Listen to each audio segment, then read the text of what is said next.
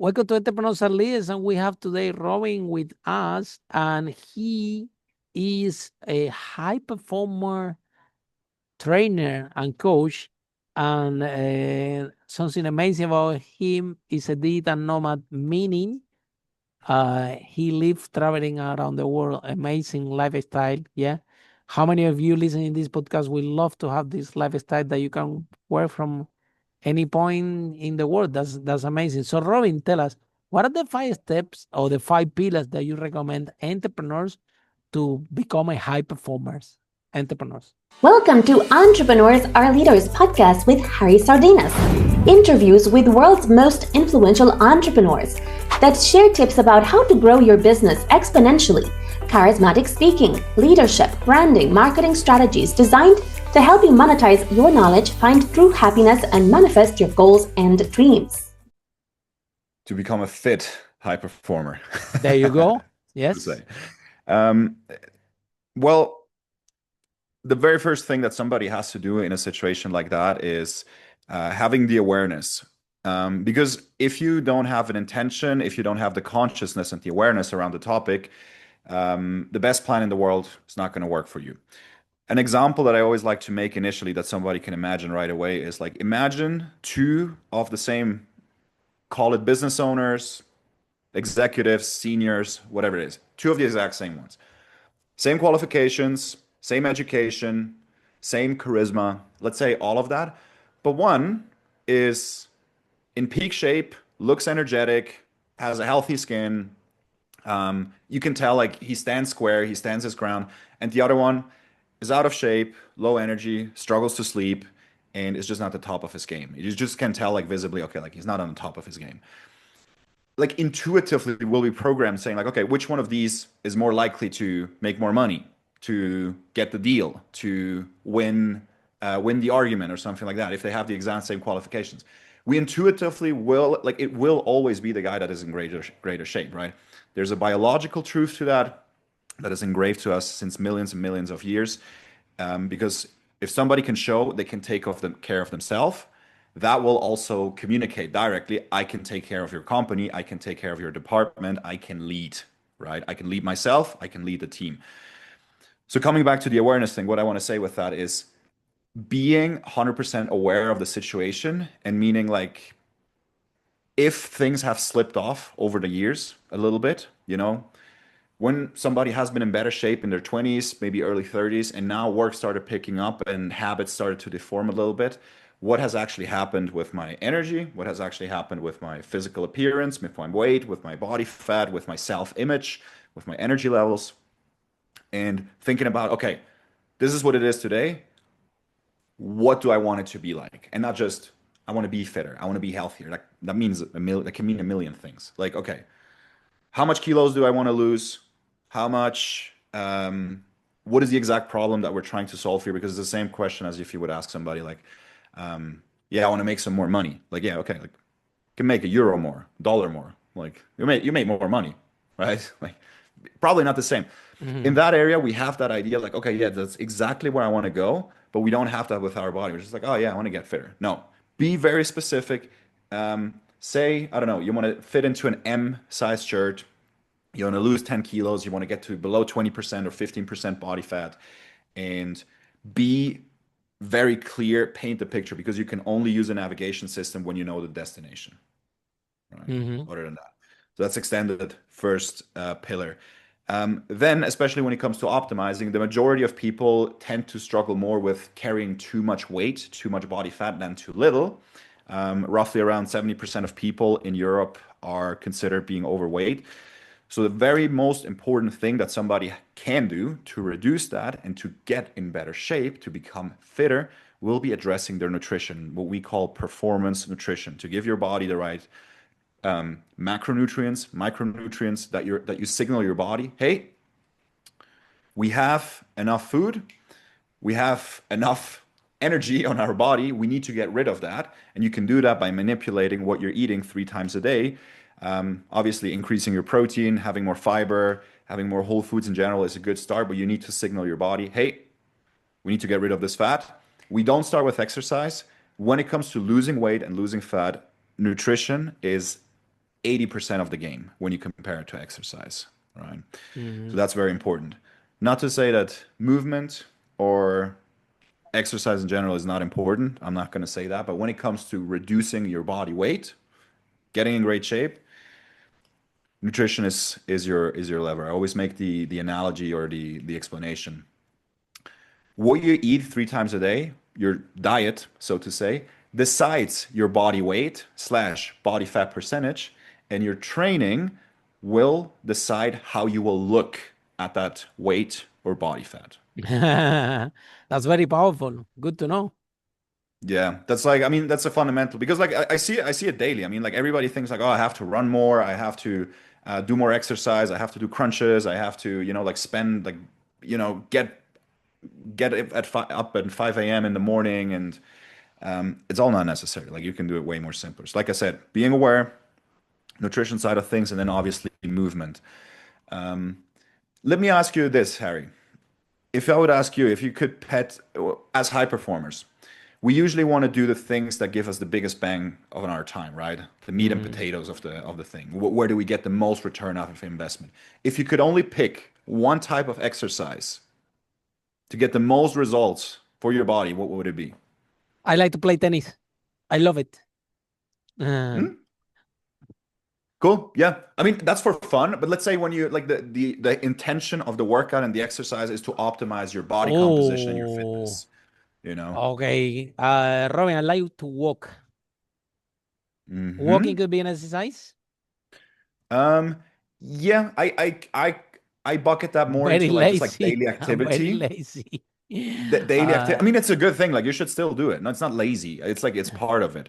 But to answer the question, like what I get to hear most or what people think the most is like, oh, I have to run, I have to do cardio. Like that's the thing that hmm burns fat, right? hmm hmm No, it doesn't. I mean, playing Um, tennis. Playing tennis is, I've been told that it's a lot of cardio, right?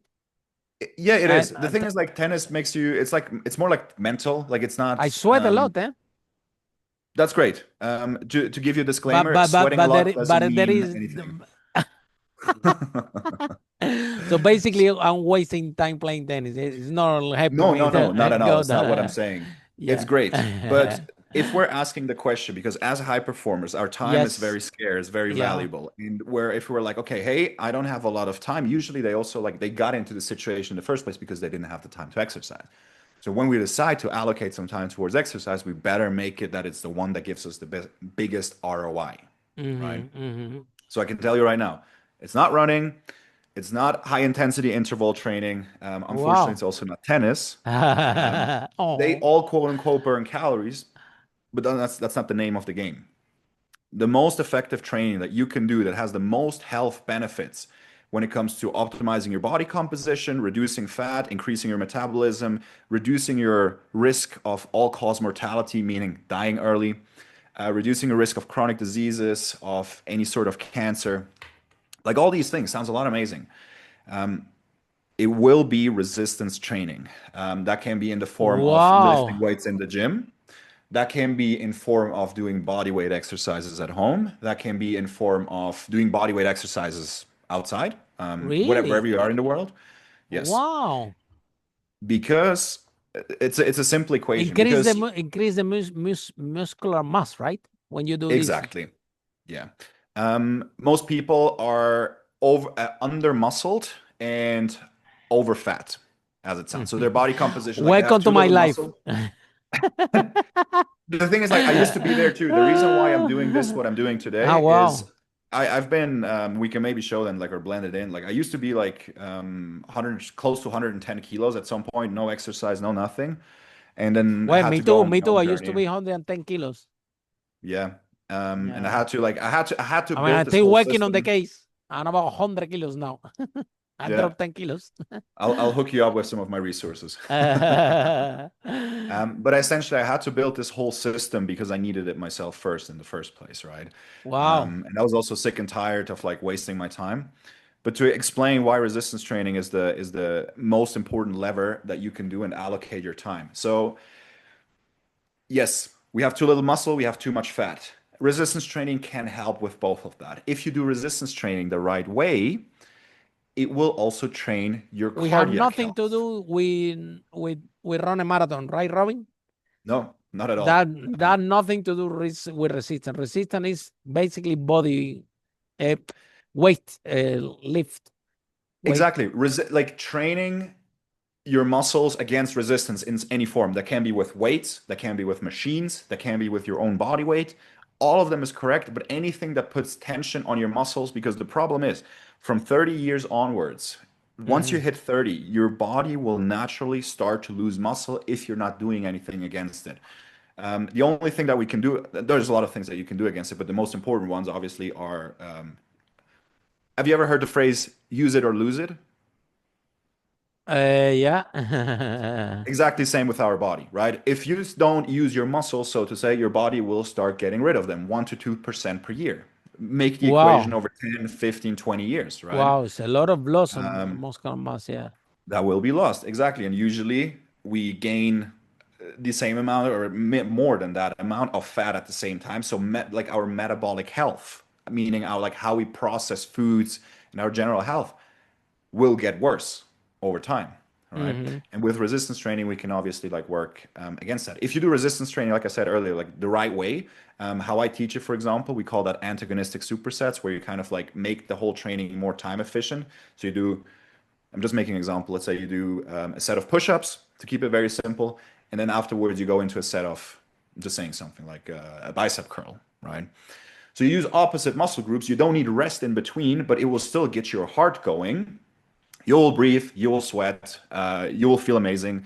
Hmm. You save time, and it will train your cardiovascular system at the same time too. Hmm. Not obviously to the extent like if you would want to run a marathon, but Hmm. if I said like if I had to put all my eggs in one basket Hmm. and allocate, and then I only have let's say an hour per week or 1.5 hours to exercise per week, that's what I would do, and surely not go on runs because if you run, yeah, you'll lose. You can if you combine it with the right diet, you can lose some weight, but you will also lose muscle in the process. And when you lose muscle in the process, it will. That's Hmm. how our metabolism goes down because you lose muscle, and muscle is what we call metabolically active tissue. So the more muscle you have, the more calories you burn without even doing anything, Hmm. right? Hmm. I mean, I built a little bit amount over the years right now. The amount that I can eat right now without any training that like it's like compared to other people, like I could easily eat like pizzas every day, have Wow. ice cream, and not gain any weight from that, Very you know? impressive. So I mean, obviously I have a little bit, I'm very dedicated to that. I enjoy the progress. I'm very addicted to progress too, so it's like kind of natural to me. Hmm. Um, but that doesn't mean anybody has to become like looking like Arnold or something like that. I'm not talking about like you need to become like a bodybuilder or anything like that. You're talking But about stay healthy. exactly, staying healthy because like when you look into like elderly homes these days, one of the main reasons why people die is because they fall, they break something and they can recover from that because Yeah. their structure of My their mom, body my is mom had this problem. Yeah, she was overweight and she falling was a big problem. And now she has lost a lot of weight and it's amazing. She can walk. She's not falling again. It's amazing. But wow, we had to deal with that and it was huge. And also a yeah, big it's wild. problem, Robin, that we find, you know, what is it? That somebody was telling me that is in the care homes. Yeah. Nobody wants to look after the people overweight because apparently it's more work. They have to use cranes, this and that, and they're not gonna pay them more.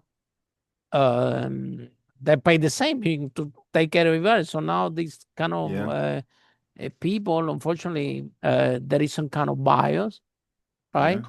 That basically it's more work for the people that is looking after you, right? it So the is. whole I thing mean, is it's a nightmare, especially and who wants an early getting old early, right? You see people, I see people that have, 60, 70 years, and if you see them how fit they are and everything they do, and you see other people with 50 years that look like they have 100, yeah. totally. I mean, So, you're gonna age faster. You become a bigger problem to the medical system, and like our insurances go well, up. to yourself, you actually live Uh, less, right?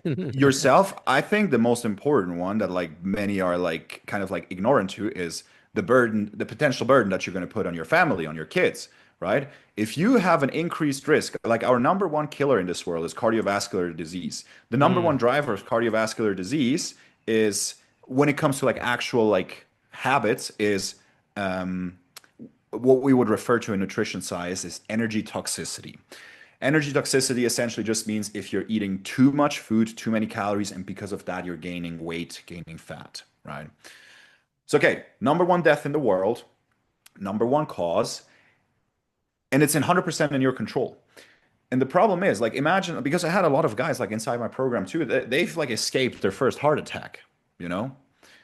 The problem is like, yeah, like everybody can do what they want with their own life, but I think it's in like it is irresponsible if you Until you don't, have a wake up call and you have a heart attack. yeah, Now, like I mean, like all of a sudden, health is more important than anything, right? imagine like your kids having to grow up without their father. Imagine like you Mm, could have been there to walk your daughter down the aisle on her wedding. mm, But because of some sort of like health complication, it didn't happen, mm. right? And And it's then in our control. yeah, and then that problem can even come just because the heart attack, the only source that this can happen to you is too much fat, right? I mean, essentially, yeah, like I mean, the biggest cause, like I said, it's a very complex topic, and I think And that we need to sometimes, do a Robin, separate. the people said, okay, you want to lose weight, but even if you can have the same weight, okay, and probably if your fat is turning into muscle, uh, you can have an internal. I remember I have a scale in London that measure all this, Yeah. measure your muscle mass, measures Mhm. your body fat and everything. And sometimes the scale is the same, but because if you're doing weights like you described, Mhm. basically you're gaining muscle and that's heavy. So sometimes even Yeah. if the scale doesn't go down, that doesn't mean that you're doing the wrong thing, right? Or how this Yeah. is work. You want the reality? Yes, tell me the reality. Tell us the Okay. reality. We want to know So we reality. let's start it step by step. I actually have a video on that topic on my YouTube channel. Oh, what's the name of YouTube So channel? How can we see it? Can you mention Robin this? Keller, Health and Performance. You'll That's your find it. YouTube channel. Okay, very That's good. the YouTube channel. Yeah. And the name of the There's a video, do you video. remember? The videos is Smart Scales Lie. Ah, This is look what at it really this. works. Interesting. So we also do measurements in that regards, but like, like whatever smart scale you've used, if it's an in-body, if it's something else, the Don't give yourself, 95% of no. what, yeah, 95% of what is on the market, they are okay at showing trends, meaning like, okay, like look, you have more muscle mass and you have less fat mass, but the numbers, the actual numbers that you see on there when it comes to like, okay, you have X amount of percent body fat, it's quite off, it's quite off. And the only thing, if you accurately want to measure it, but I only recommend that if you're like doing it like a dedicated program and you want to find out Ah, about your visceral fat and like you do a whole checkup. You cannot do that everywhere, but like if you look it up in Google, you'll find clinics that do DEXA scans, DEX. Excuse me. In the video that I'm showing there, like I was actually in Dubai in that moment and actually like show the whole process, how wow, it you did is. I show one my Dex body fat. DS, one of those scams in Dubai. Wow, amazing. Yeah, I mean, I did like in the meantime, I think I did like over 10 DEXA scans. I did the majority in Switzerland and like one in Dubai at that time. In the US, also one or two. And that will give you Yeah, it's that's what will give you exactly the visceral fat, the the body closest fat, you can and get. The closest you can get because it will never be the exact numbers, but it give you within a percent, 1% what are the accurate. So it's like, range? What are the acceptable range, and what are the range that the in terms of body fat and for male and female, they said 40 to 50 years old. yeah. I mean, in general, like you can, to as a male, to be metabolically healthy, to have no problems on your metabolic health from your body fat, you should be below 20%. 20% body fat. If you want to be ideal, you want to be somewhere between 15 to 20. That has nothing to do with like athletic performance or something like that. We're literally talking about reducing your risk of chronic disease, reducing your risk of cardiovascular disease. And yeah, 20%. I mean, like you can look that up, type it into Google what 20% of body fat looks like. Look at the average of the photos that it shows you. But Yeah, I would say like probably like only Mhm. 15 to 20% of people, of men, are in that range. And for women, a rule of thumb is like 10% more than what it is for men. Because Mhm. women have naturally more fat, um, which is normal, which is like it needs to be. So instead of 20, it's like more like 30. Very good. So, Exactly. Robin, if people want to find out more about your trainings, about your product, can you share with us how this process work? How can they find you? I mean, the easiest, like the most active platforms that I'm on is LinkedIn. You can find me under Robin Keller. I manage it myself, so you'll find me there. Also, my Instagram, which is relatively new, under Mm-hmm. Robin Keller Official. I also do YouTube. I also have my own podcast that is like actually like quite new, but we had a quite interesting like guests already, which is called the Performance Code. Oh It's not only wow, health and fitness. It's not I only love the health and title. fitness. Yeah, it's not really like a health and fitness podcast, although obviously I have solo episodes on exactly these topics like intermittent fasting, the Mm-hmm. keto diet, like all the things that people have questions about, but mostly about like performance in all sorts of their area. The most recent one that we uploaded actually was let's call it a bedroom performance specialist, one of the most known in the world. And talking about a little bit of taboo topic because, like I said, performance is not something that you do in one area. Performance is something that you live. Mm-hmm. And the podcast is dedicated to allocating all of that. So even Robin, to for clarification, right? If you're overweight and you're doing exercise regularly, still you have risk, right? Yes. Uh, versus uh overweight that they don't do exercise. What is your opinion on that statement? Yeah. So you have two I people, mean, yeah, they are overweight. Okay, overweight means meaning more than 20% body fat, right? yes. I mean, we have different classifications, right? Overweight being obese category one, obese category two. But Mm-hmm. Wow. it's not like if you have 22% body fat, you're not like have a dramatic thing. But Mm. obviously, like it's a spectrum. The closer you get, the higher it will get, the more risk you carry. To answer your question about are you healthier if you're overweight and exercise than when you're overweight and not exercising? Yeah, pretty much, definitely. But Still you have the risk. yes, you still carry an elevated risk. It's great if you're, like in the process of reducing your weight and you want to get healthier and you want to exercise more and you want to take care of your physical appearance, how you feel. But one thing But doesn't help the other one. If you do a lot of exercise, but you're still eating a lot, well, like you tell me, uh, like how many times have you seen people like what the most common example is like a lot of the bikers, like during summers when they're on their bicycles, Mhm. like they do cardio all day long, like Mhm, hundreds mhm. of kilometers and like a lot of cardio and like a lot of activity, but the majority of them are still carrying a belly around, you know?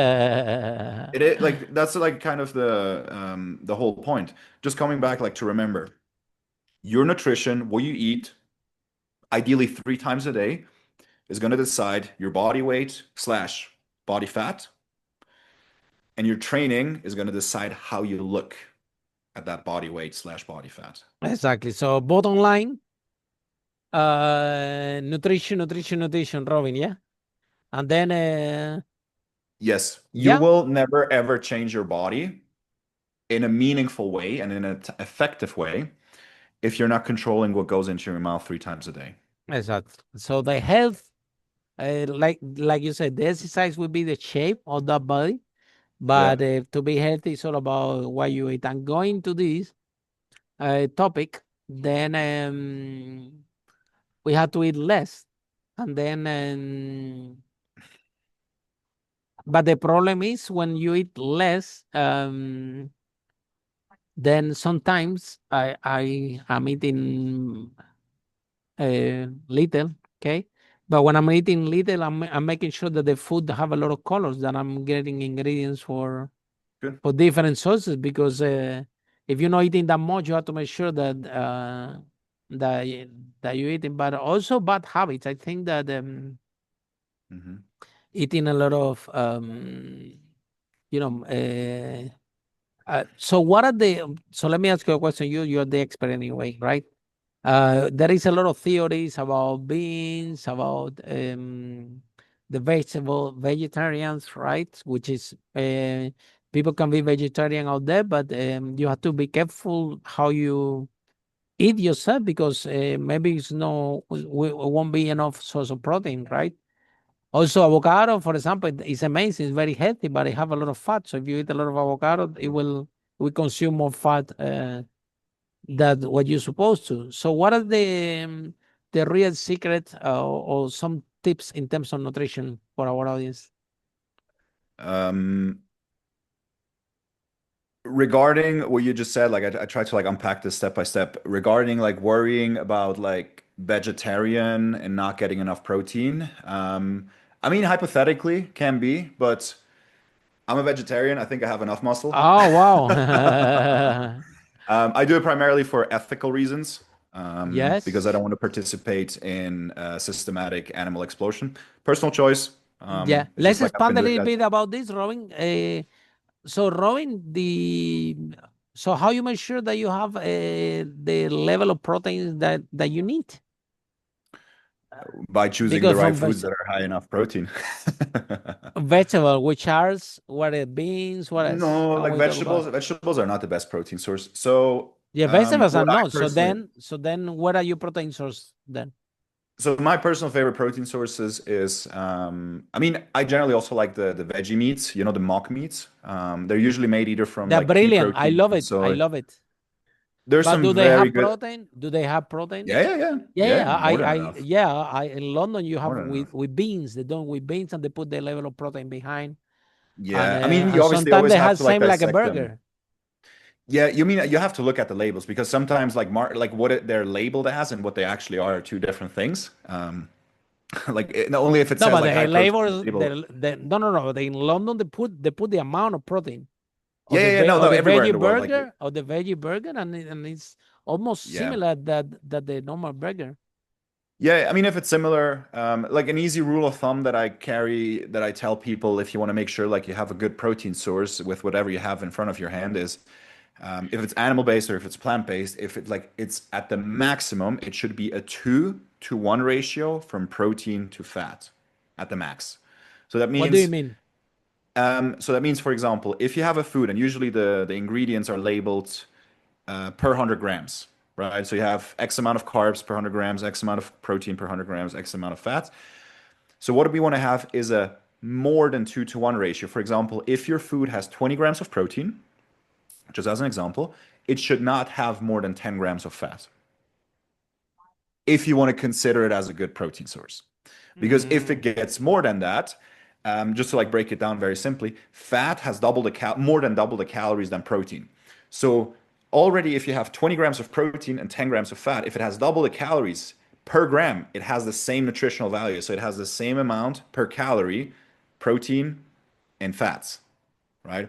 So it doesn't become a good protein source anymore. It becomes a Hmm. mix of it. It still Hmm. has, and that's why one of the reasons why is, for example, like peanut butter is not a protein source. Has a lot of fat, right? Like cheese is not a protein. So it depends on the cheese, obviously. There's like low fat, obviously, but you want to make sure that the better the protein source. Like for example, a chicken breast Yeah, has please between. tell us few good protein source. This topic is very important. Um, Is it so tuna, good the protein thing is with source, tuna, chicken? the problem is a little bit with the accumulation of the heavy metals because tuna is like quite a big fish, and like the small fish gets eaten by a bigger fish and a bigger fish and a bigger fish, and there's a lot of like heavy metal accumulation in that. That's why they also officially don't recommend eating seafood for pregnant women because it affects the child in a meaningful way. Um, yeah, I'm just not a fan of it in general. Like, if you want to have fish, Small then make sure sardine, it's like small fish. smaller fish, maybe. Yeah, is a better idea for sure. Um, Mussels can be good, obviously, because So chicken. even farmed mussels, because we also Most have a lot of protein, yeah. mussel have a lot of protein, and the thing is, like, what most people don't know is even farmed mussels. Because usually, like systematic farming of animals is like a Oh net yeah. negative on the planet, Yeah. mussels are actually a net positive. A lot of people don't know that because Why? they Because they actually produce filter oxygen. water. Ah, They wow. filter water, So Oh, wow. mussel farming, and it's also from an ethical perspective, it's a little more justifiable because they don't have a central nervous system, and they don't feel anything. Like they Mm. exist, but from what we understand today, they don't. They're not that much bothered by that. So other like good protein sources in general, what I personally like, let's go maybe like by meal of the day. Um, Obviously eggs, but then you have to like have, if you want to have your protein from eggs, more egg whites than whole eggs, because if you Yeah, it will unbalance your ratio because exactly, the so if you yellow have, but an the egg has like more or yeah, less like 6 grams of protein and around 6 grams of fats, right? So like it's 1 to 1. So you'd have to eat more egg whites versus that. they You can do that in many ways, like cracking them yourself or buy yeah, pasteurized egg whites. Low-fat Greek yogurt, I like that too. Or skyr is very popular. It's kind of like a Greek yogurt too, but with some added bacteria cultures. Um, I said already, like the veggie meats, I would just like pay attention, like I said, to the 2 to 1 ratio. like for example, a Poultry, low hold on the Robin because this is very good. Like for example, yogurt, okay? As yeah. it is standard, the Greek yogurt, it won't work on your ratio because the yogurt, yeah, have a lot of protein, but have a lot of fat as well.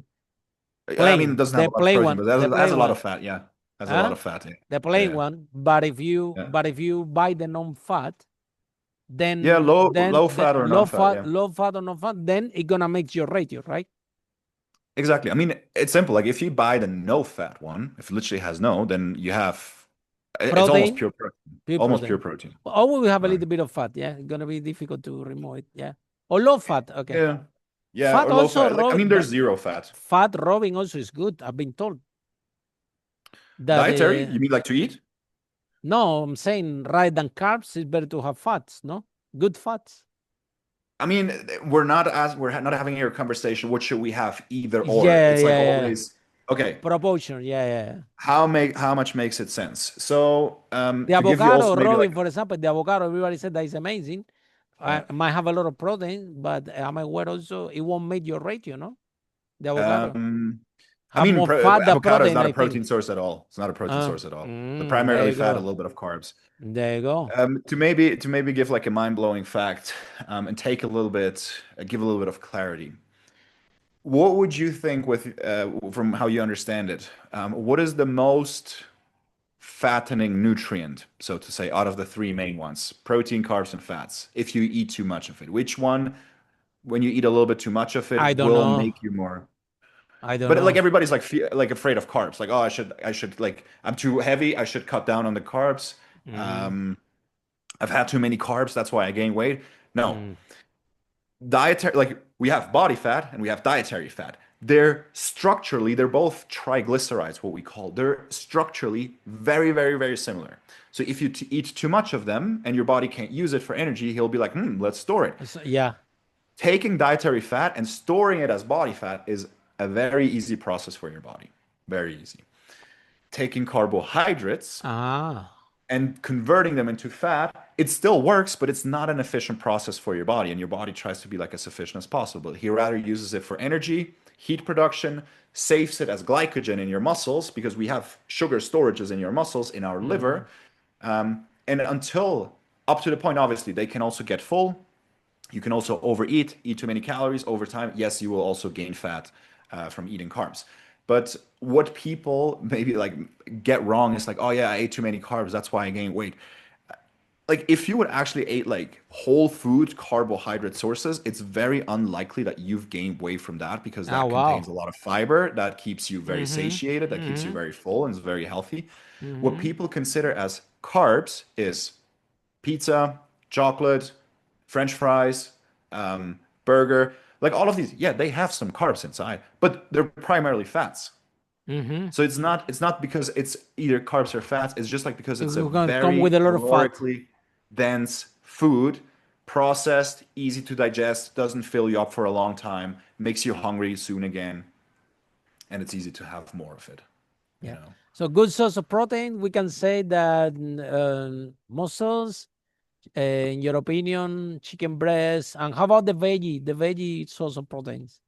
Yeah, the plant-based protein. Vegetarian. So I mean, it comes down to a taste, but obviously also like things such as tofu, tempeh. They Ah, the work quite well. tofu. Tofu tempeh, yeah, it's obviously not everybody's taste, but if you prepare it nicely, it's actually very good. So Mm-hmm. it's not the food that is disgusting. It's maybe just like your cooking skills. Um, Mm-hmm. beans can add a little bit to it. They're not like a reliable protein source. I would not be like put beans on my plates and be like, oh yeah, that's going to be my protein source because Wow. they are two-third carbs and one-third protein. Mm-hmm. So you still get more carbs than protein, and it's difficult to get a lot of it. And the amount of protein that you would need in a meal to get only from beans, most of us probably would Mm-hmm. fart a little bit after that, have Mm. some gassy expressions. How Um, about nuts? Have a lot no, protein. They also horrible, have a I lot of mean, that have a lot of fat. I've been told. yeah, a lot of fat. Yeah, yeah. I mean, it's not a protein source at all. Not a protein source at all. Not at all. More than like a like a Yeah. source of fat, right? Yeah, what I have all of my exec clients, and especially those who are traveling, is get one way or another, get this like a solid protein powder because it's nothing magical, you know. But the only thing, it's like you want to get something specific out of a specific nutrient, in that situation, protein. So you maximize to get out of it, so you don't have to carry with yourself like chicken breasts or like Greek yogurt that gets bad. It's powder. It doesn't go bad. You can bring it on the plane. You can have it wherever you want. You can have it Mm. in your bag. And it's just, there's nothing magic about it. It's not like you're building Sometimes they magic put a lot of muscle. sugar in this protein powder. You have to be careful what you choose, right? Usually not. It usually happens Mm. more with like weight gainers, but I wouldn't anyway not pay for Ah, okay, that. okay. Um, I wouldn't be, and usually protein shakes, usually when you buy them like in stores already made, like the pre-made ones, Which one are your sometimes favorite? Which one you like, Robin, the most? the like powders or the ready Protein to drink. powders, yeah. So I personally, especially if you're somebody that is looking to drop weight, I highly recommend using a plant-based protein powder instead of a whey protein. Ah, look, plant-based protein powder. Very Yes, powerful. for multiple reasons. Like a whey protein in general, it's more accessible for sure. Like sometimes you, in a lot of places, you can't find a plant-based protein powder. That's true. But if you have the choice, and if you have Amazon or any like nutrition store like close by or order online, I would always get a decently rated plant-based protein powder for the reason whey digests very quickly. So when you drink it, everybody that ever had a whey protein shake, like you drink it and it's kind of like it's close to water, like it dissolves very quickly. On the other hand, a plant-based protein shake has more fiber inside. It gets thick. It gets you need a little bit Mm. more water. It gets a little bit creamier, and it just keeps you fuller for longer. It gives the same let's say protein quality and same muscle building potential and all of that. That's the last thing that I would worry about, but it keeps you fuller for longer, and which is especially if somebody wants to like like drop fat, get in better shape, um, a very important thing to do. You know, 100%. Yeah. Wow, yeah, that have been amazing, Robin. Yeah. You do know what you're talking about. Yeah. Thank you so much for sure, yeah, I remember the you want to this there is a big problem, right? Because when you go to a supermarket, it's like sure. 75% of the food out there is definitely not good for you, right? And the only Mm, 25%, which is fruit and vegetables, they're good, but then you have the yeah, protein challenge that I think it's not that much because of a you don't challenge. have It's the just like protein, if you don't have the protein, Robin, you don't build muscle because the muscle eat protein, right? needs protein, exactly. Without that, it's not gonna work, right? But yeah, I mean, like if you eat, like like if you eat some meat here and there, if you have some dairy products, you have some eggs, you add consciously some plant proteins, whether that's with tofu, tempeh, seitan, or um, I mean, there's also like other categories such as like TVP, which I use a lot. It's like kind of like a texturized soy protein. It has like 50 grams of protein per 100 gram. I use it in my cereals, and you can also like Wow. a lot of vegetarians they use that to like it's like dry. It doesn't have a lot of taste, but you can throw it into like a tomato sauce or into a cereal. Everywhere, and will It guarantee your adapts source of to the protein. taste. A Very lot good. of protein. A lot of protein. It's like one of my staple protein sources, to be fair. So the easiest thing is like try to eat as many whole single ingredient foods, then you're already doing a lot of things right because um, that's where like everything that's kind of like like vegetables, fruit, whole grains, beans, lentils, also like certain cuts of meats. I would not eat too much red meat. Keep it maybe to like 1 or 2 times a week maximum, just for like safety reasons over time. And yeah, if you make sure you eat a lot of fiber, the only thing that I really would make sure, like thinking about a simple framework, is like every single meal that I have, and I recommend having 3 meals a day, not skipping breakfast. Don't do Mm-hmm. intermittent fasting. It's for most people, it's not a good idea. Having with every single meal per day a fist size protein source. So that can be a chicken breast, that can be any other piece of meat, a fish, whatever. That can be your block of tofu. That can be like whatever you want, right? Pick it yourself and make sure that roughly a third to half of the plate that you're having in front of you is filled with vegetables, you know, because they keep you full, they keep you healthy, they keep you happy in a literal sense because they're also like responsible for dopamine. Mm-hmm. And that's kind of like the fundamental approach. Like you need to, like most people who gain weight is because they either didn't eat enough protein and or enough fiber. Because Yeah. if you would have eaten enough of these, even if you eat some junk here and there, it's not going to do anything to you. Wow. Very Yeah. impressive.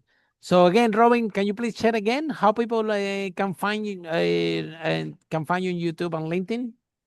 Exactly. So, I mean, the easiest thing, if you want to exactly see what I do, I have a 4-phase executive transformation system online. If you go to thefithighperformer.com/strategy, you see the exact breakdown that we did to transform hundreds of high-performing men into their best shape without um, Mm. making them eat out of Tupperware all day, every day. Mhm. You can find me on LinkedIn, Robin Keller. You can find me on Instagram at Robin Keller Official. Like I said, also on YouTube with Robin Keller and my podcast, The Performance Code. Quite young, but coming up. And I'm a big fan of the plant-based protein. I have to say that because Good. it's that protein that comes from plant-based is actually better than those one that comes from animal source because just the what I've been told is that the animals, the that protein, for example, a cow that have the protein in the meat, well, he had to eat plants, protein, whatever, in Yeah. order to get the protein. So when you get the protein from plant based, is the most pure and healthiest protein that anyone can Yeah. have. Yeah, Um, I've been I told know that. what you Yeah. I know what you mean. I used to hold on to this belief too to defend my stance on like being vegetarian or plant-based or Somebody something told like. me this, and it makes a little Yeah, but it a doesn't bit of hold. It sense. doesn't It hold. doesn't hold, no. Yeah, it's just like a little bit of like wishful thinking. Because the thing Mm, is like when you look from a quality standpoint, like amino acid, like how much quality protein you get in there, they're very, very similar. Like probably whey is a little bit better, but to a degree that it doesn't matter. It's just like, yeah, the cow eats grass. Yeah, we can't eat grass and get amino acids out of it. So they're just like built mm. differently, obviously. And but if you're having like a plant-based protein mix that has a mix of like at least two, for example, like rice and pea, or even if it's soy, or even if it's like a mix of five, like they get better and better and better now. There's nothing that a whey protein can do better in comparison. Absolutely. Mhm. Yeah.